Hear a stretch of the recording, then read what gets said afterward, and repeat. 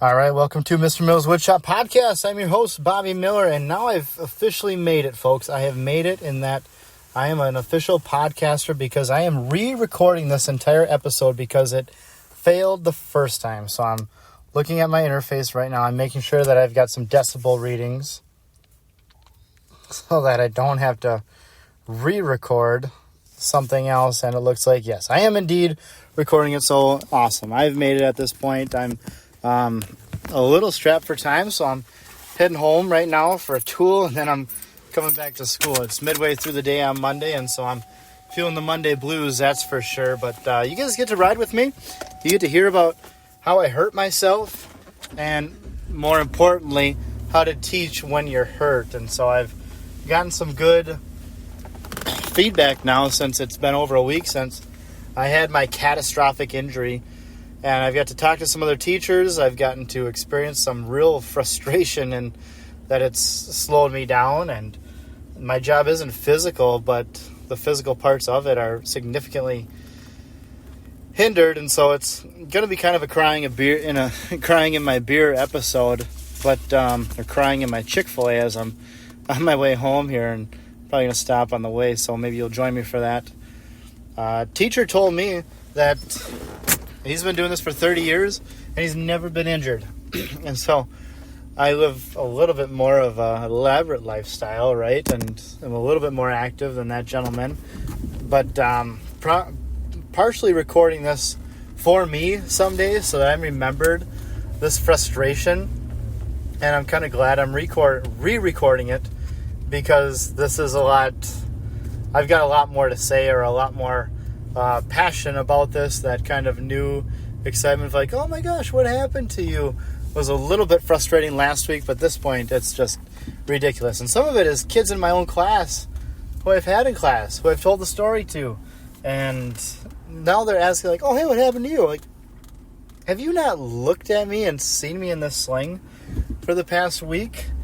I mean, that's a little bit encouraging because I make a big point that the class is not about me, it's about you. And so I guess I'm a little bit encouraged, but it is just a question I am so sick of hearing. But I'll tell the story about how it happened towards the end of the show.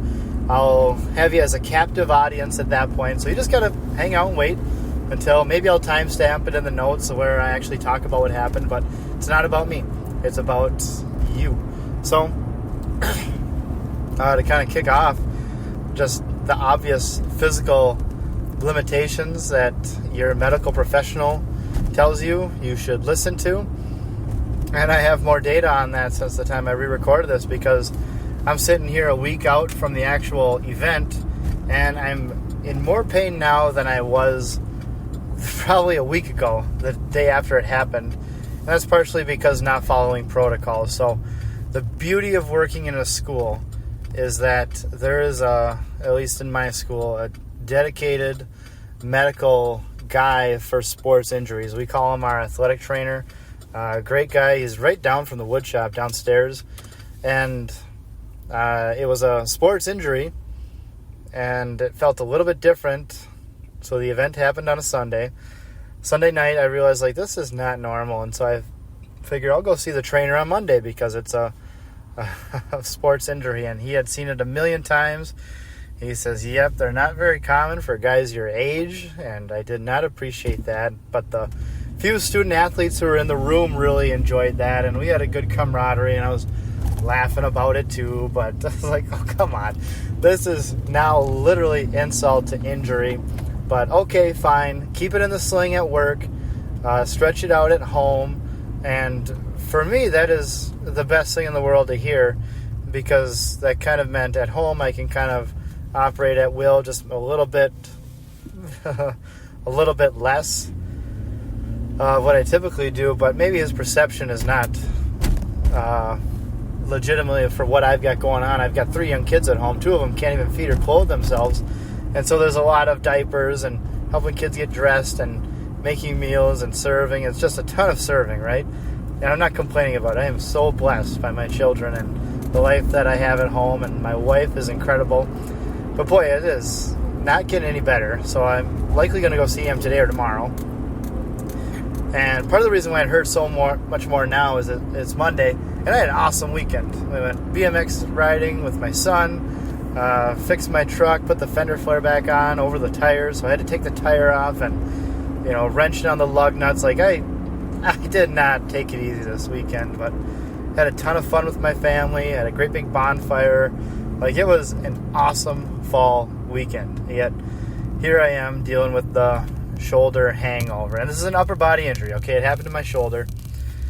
And so if you're getting the picture of a guy with a sling, that's the picture that you'd be looking at right now if you're looking at me. But it's kind of nice, too, because it's reinvigorated. So it's brought me closer with my students because, I'm just the teacher they see every day. I got a different shirt on, but otherwise everything else is the same. And now here I am in a sling, and so kids are like, oh my gosh, what happened? And as they're walking in the room, I'll give them the joke of like, oh, I tried to arm wrestle the engineering teacher, and this was the result. And they laugh, but they don't get the real story, right? And so it happened on a Sunday, so Monday is the day I come in. And I typically ask my students, hey, does anybody have any cool weekend stories that are school appropriate that you care to share? And I add that school appropriate caveat because I've had some kids talking about drag racing or breaking some sort of law or something inappropriate, and it's like, oh my God, don't tell me that, man, because now I got to go report that as a mandated reporter. So great, now we'll look at the bind you're in. But usually the trouble is just getting kids to talk, right, or tell me about their weekend, and there's lots of teacher methods to ease that or to mitigate that.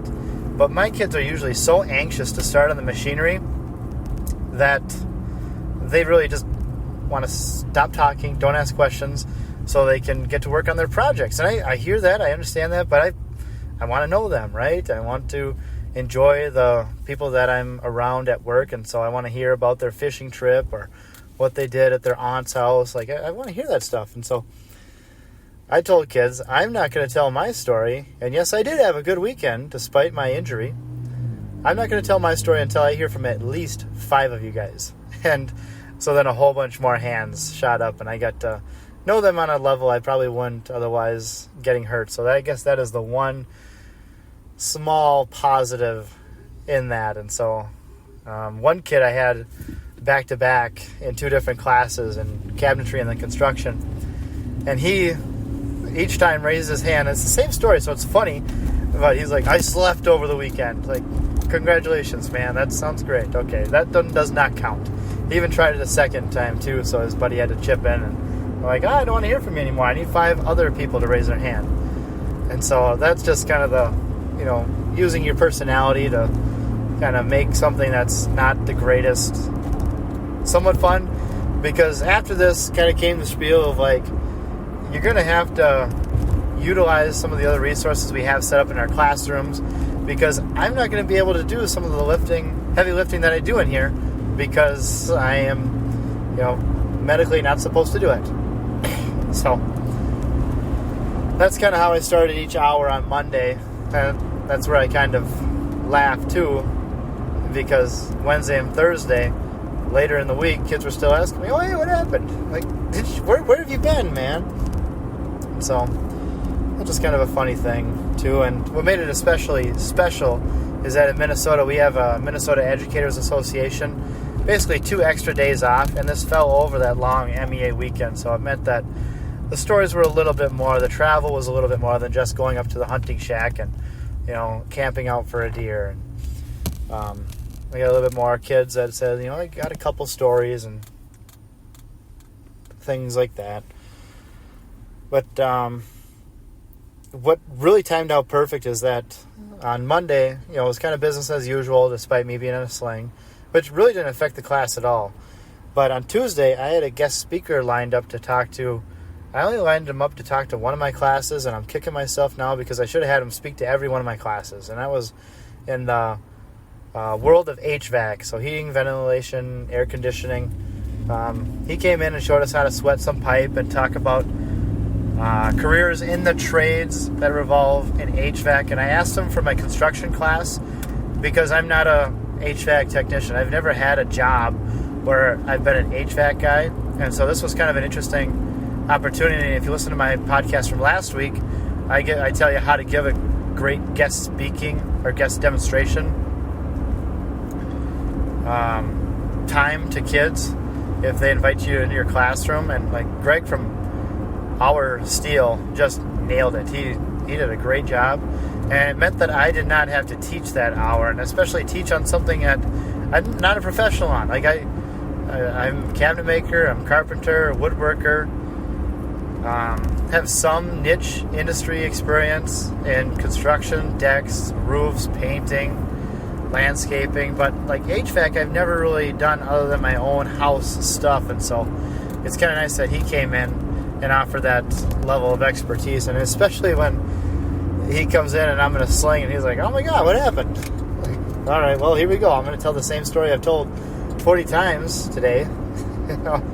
One more time. But he was professional. It took the whole hour, and it was kind of funny too, because at the end, towards the demonstration, once all the kids went through, I kind of figured if there was extra material, I would try to sweat some copper too. And trying to do it with one arm is almost impossible.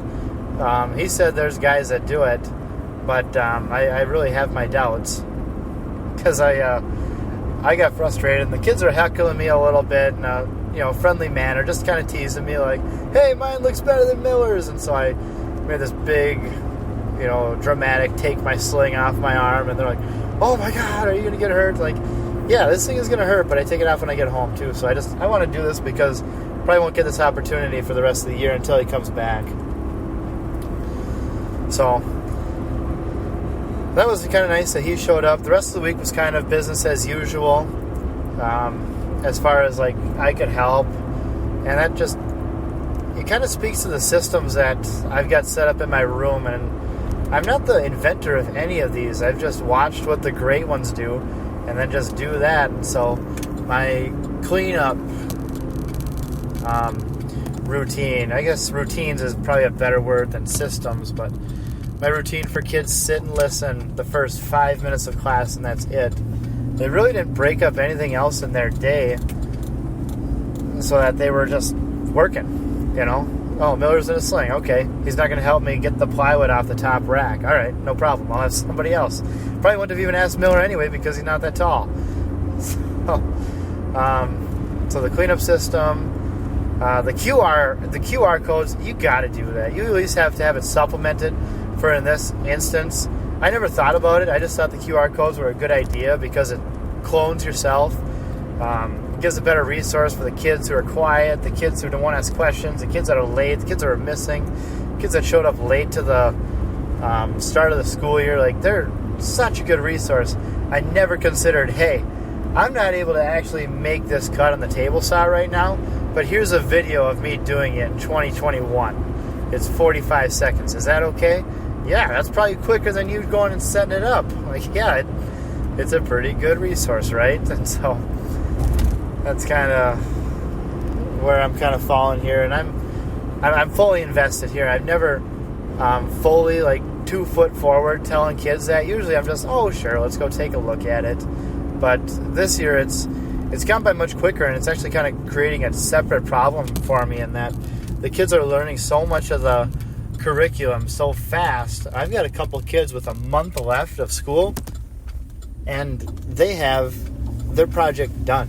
That usually takes the standard kid about a whole trimester to make, which is a good problem to have. I'm not complaining about it at all. I want to get into bandsaw boxes and end grain cutting boards, CNC projects. We got that new Shaper Origin handheld CNC. Like, we got stuff to do, but typically it's not a month. It's a couple weeks, if that, for my best of the best kids. So no complaints on my end. Don't hear like I'm complaining that this is the case. It's just kind of created some happy problems for me. Another kind of interesting thing here is I'm offloading some scrap lumber too. I'm backing in my truck right now, and I had kids box it up for me, and I even hauled it out to my truck. But now here I am alone, gonna have to unload about 20 boxes of scrap material that are probably all way heavier than what I ought to be lifting. But if you've listened to me and listen to me drone on for the last 15 minutes about this, and you think this could be interesting to someone else, it doesn't even have to be this episode. It could be a different episode of my podcast. Please copy that link and send that through text message to someone who you think would be interested in it. And if you've got 5 people that might be interested in it, send it 5 times. It's only once you need to copy the link, and even if it's something they never listen to, that's how the algorithms play out. And we're dealing with the world of algorithms right now, and I'm a rookie at all this. Okay, I'm a woodshop teacher, so I forgot at the beginning. I've got my notes here, but I've been driving, so I'm not looking at my notes. I'm just speaking off the cuff, partially because I've done this before, but help me out with the algorithms. Rate and review this podcast, wherever you're listening to it. Go to my social media accounts that are linked to this, Mr. Miller's Woodshop. Some of you guys have found me on personal, and that's great, but I'm not going to confirm your friend request on my personal Facebook page, even if you find me. There's a ton of Bobby Miller, so it's kind of nice where I can kind of hide in anonymity. But I want to get to know you. I want to get to know you professionally. Help me with the algorithms. And so it's probably the worst commercial ever to follow me elsewhere. But look for me everywhere at Mr. Miller's Woodshop. LinkedIn, I found is one of the best, and it's one of the social medias that I know the least about. And so if you message me or there's a comment that comes through and you don't get a response right away, I'm figuring it out. Just like Instagram, I'm not an Instagram guy, but I'm finding like the messages. I've got different buckets of messages. It's not just an inbox like email. There's different messages, and here's these 8 people requested to send you a message. Like, oh my God, he requested it back in September. My bad. Let me get you on the phone right now. Like, how do we? Yeah, you want to help my kids? Okay, I am sorry I didn't see this earlier. So there's been a ton of feedback like that, and I'm grateful because it's ultimately about helping the kids, helping bridge industry and education, helping other shop teachers, which is hopeful that some of these episodes too help shop teachers, because I'm fighting so many of these battles in the biggest district in Minnesota, and it's just so much bureaucracy. And I'm not complaining, I'm just reporting. Like, there's a lot of great check marks and accountability, but it's a lot to try and figure all this out on your own, and so you don't have to do it alone. I've been successful getting our art credit back. We've articulated with colleges. We've added other certifications through the Woodwork Career Alliance that kids can be a part of. And it's like, we can do this together. It doesn't have to all be me. So that's just my little plug. Please follow, rate, like, and subscribe. All that stuff for Mr. Miller's Woodshop. Anyway, moving on. This experience has really softened my heart. So I have had probably dozens of kids at this point that have had like catastrophic injuries that have ruined their sports seasons. And I've been super tenderhearted to those kids. Like, man, that sucks. Like, you're a hockey player. You guys were, up there ranked in state. And now you're the top defenseman and now you're hurt. Like, it's going to affect the team. And obviously their experience is going to be much less being on the bench rather than the starting defenseman for Coon Rapids Cardinals.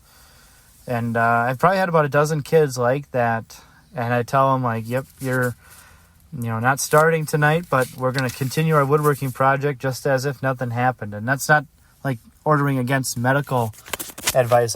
I use the reference, there's a woodworking school out east for blind people, and so if you can be a woodworker, someone who's blind, you can probably figure out how to do it without a fully operational arm or leg. And so sometimes that involves enlisting other kids.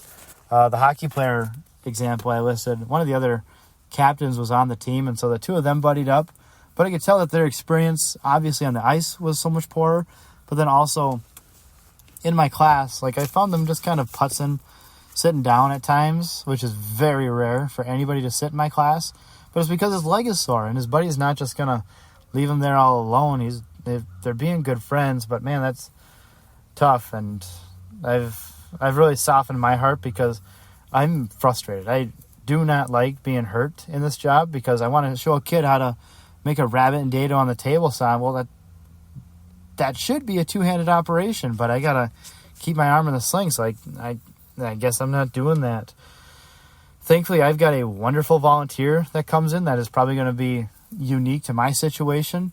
And he has actually been to the point, too, where he'll come with me when I go on errands for class, not from my home. He's offered, but I've kind of kept that boundary there. He's a retired individual, so he's older guy, And he'll come with me like when I go to Menards to pick up materials for class. And there was so he's pushing the cart as it gets heavier. There was a 5-gallon bucket of finish that I wanted to grab, and I went to grab for it, and he's like, oh no, young fella, I'll grab that for you, which is so backwards as far as like how we're supposed to be kind to. He's not, I hate saying he's elderly, but like he's in his 70s, okay? But he's like, oh, let me grab that. And honestly, I don't know what I did to deserve him. I don't know how I could do this job at this level without Kurt. And it's because of his love, his energy, and just his passion. It's not like he's coming in telling me this is the way it should be done. If I tell him, hey, that's actually the way to do it, but I do it with kids this reason, he's totally receptive to that, because there is a way to do this in industry so that it is perfect. There's also a way to do this so that kids understand it, at least for the first time around. That is the way that I've found works best to light the fire under them, just professionally, but then also, hey, this is, going to be best for your education. He actually smashed an end table for me, which is typically what I do about midway through the trimester as projects are coming together. I do this big time spiel on how when you're moving someone else's project, you got to pretend like it's a newborn baby who was asleep. So you yourself are going to be quiet. You're going to hold it with 2 hands, gingerly pick it up, and gingerly set it down, right? And typically that's where I'll pick up one and hold it about head height and just let it drop. And it explodes. I've already loosened the screws on it, so it just makes this huge thing, and everybody's jaws on the floor like, oh my God, whose project did they just smash on the ground? Well, nobody's, because this one was made 2 years ago, and it's been sitting in the back, and I've smashed it 8 times since. So he did that for me, but I feel like I would have done a better job too, because it was more of a streamlined thing. He doesn't like speaking in front of the class unless it's like an area he knows like a ton about, bandsaws or sanding. And generally then too, like I keep it under 5 minutes. Like that's tops. 2 minutes is the bread and butter. 5 is absolute tops. So I've been able to provide less help, less visuals, less demonstration, but the systems have kind of helped out. Volunteers have helped out. Kids are helping each other too, and that's just so nice about the culture. And it's probably not unique to Coon Rapids, but I feel like it is the cardinal way where it actually in my screen print or my graphics class, we're screen printing the week before, and we just got this mess, this pile of screens that need to be reclaimed. And typically I'm the one who does that in the intro class just because I want it done perfectly. And I don't want kids cleaning when they could be doing something else. So I kind of use that first design day to just punch in and just put music on and reclaim a bunch of screens during class. And I mentioned that to kids, and they're like, hey, do you want me to do that? I can even come after school and do that. I'm like, oh my God, this kid came 3 days in a row. I showed him as best I could how to screen print or reclaim the screens. And luckily I had video for that too, so he was able to access that himself. But the relationships are kind of the offset that make this okay. Typing an email is just such a monster in a big district. And if you're an industry person, you're just like laughing right now, because email for you is probably 10 times as bad. But having to type with one-handed, going back to the hunt and peck method, I'm probably about 70, 80 words per minute with 2 hands, but the hunt and peck is like maybe 10 words per minute, and that just made me had to work harder at things that shouldn't require hard work. But yeah, I think that's about a wrap. I had conferences last week, and I took my sling off for that. I started taking it off when I walked through the halls, because I just don't want to tell the story to the 200 staff members in our building, and then all the parents that were coming around. Like, the class is about your kid. It's not with me. It's my left hand, thankfully, so I can keep it in my pocket, and it's kind of supported. But yeah, all right, where are we at here? We're at about 25 minutes in. Here's a story. So I'm a former athlete, varsity athlete, and still like to be competitive as much as I can, but with 3 young kids, it's very difficult. But our church has these social events where they'll enlist a bunch of the athletes in the church, which amounts to a whole bunch of college kids and a whole bunch of us dads that think we still got it. And so we've discovered we don't have it. We took dead last. And I feel like we shouldn't have. I mean, you can kind of, I joke about it too, because Matthew's 20:16 says, the last shall be first and the first shall be last. So really, we should have won the Golden Pumpkin, for the first annual Artisan football match. But no, we lost, dead last. So that makes us totally not worth it. But it's set up for flag football, okay? And I'm on the line. We get one blitz per side of downs. And I decided I'm going to blitz this time. And so I got another guy up with me who was a fantastic soccer player back in Nepal. And I tell him, like, dude, we're blitzing right now. And he doesn't know what blitz means because he's new around here. He's out of towner. And he goes the opposite direction, so it's just me. But I get behind the defender, and I am right on top of the quarterback. The quarterback is our youth pastor, tall, skinny, fast but not athletic. Okay, so I am right on top of him. I'm going for his flag. He ducks, which why would you do that in flag football? And I go head over heels over top of him. And he goes down too. He's fine because he's like 5 years younger than me. But, I didn't come out of the game. I stayed and finished up. But I definitely felt the pain right there. I didn't hear any pop or anything, but I probably did a couple plays later because a few plays later, I'm on offense now, and here I am going to catch a ball. The quarterback is throwing it to me. I'm right on the sidelines, and probably sounds way more intense than it was, but I'm trying to keep my toes in and catch the ball. It's thrown a little low, and I'm trying to reach with my left hand, and my left hand doesn't go down, but it felt like the defender just clocked me in the shoulder, and so like my left arm didn't move as I was expecting it, and I miss it, which I feel like is kind of rare. I was a goalie, okay? You're coming at my glove hand, like this is my bread and butter. Like I don't miss these, okay? And so I get mad. I'm not like pissed, but I'm like, hey, that's pass interference. Like he moved my left arm, and in any other circumstance, the guy probably would have been, like I didn't touch him. But this was church league. We do it once a year. It's for fun. Our families are there.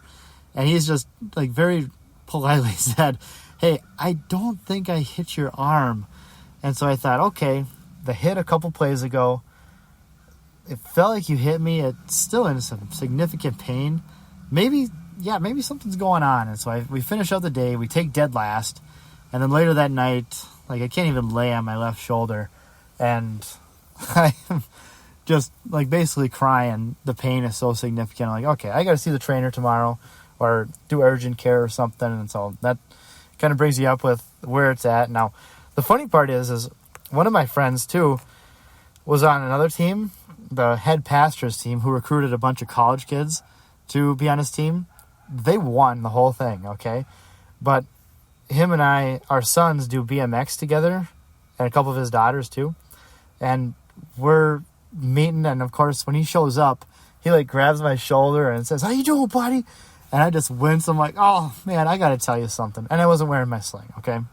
So he is not doing anything wrong. I said, hey, I got to tell you something, man. I separated my shoulder at Sunday, and he just like lit up because he's like, oh my God, man, me too. That night, and I don't know if he saw in medical, but he's like, I was in tears from how much pain. I could hardly even move it. And my buddy from Nepal, who was like a professional level soccer player, was like, I could hardly walk for 3 days. And I did this last year too. And so I'm like, no, I didn't give as much. So I'm not as hurt or sore as I was. But it was definitely like, yeah, I'm going about 75%. And that's all I'm going to do. And it's kind of funny. We have midweek at church too. And there are a bunch of guys that were saying like, yeah, I'm pretty sore and that kind of thing. And I didn't wear my sling. And a bunch of guys come up to me and grab my shoulders and shake me like, hey, how you doing, man? Like, I'm in so much pain, but man, I'm good. Yeah, only a little sore and try to be macho, but no, it's kind of cool. It's cool I've got that camaraderie. It sucks that I got hurt. It was one of my main goals that day was to not take last and not get hurt. So I'm 0 for 2. So I don't know if I'll play next year. Maybe I'll have to go listen to this podcast to remember if I'm going to play. But no, that's just kind of the spiel there. That's about all I want to say now. My tail is pretty deep between my legs right now, where I'm pretty much done talking. But please send this to somebody who you would find, who you If you know another shop teacher who's hurt, remember this one, send it to them. It gets better. I hope at some point I'll get better.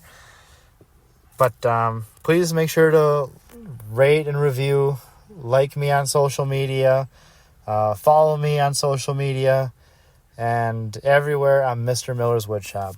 Thanks for listening, folks. See you next week. Bye.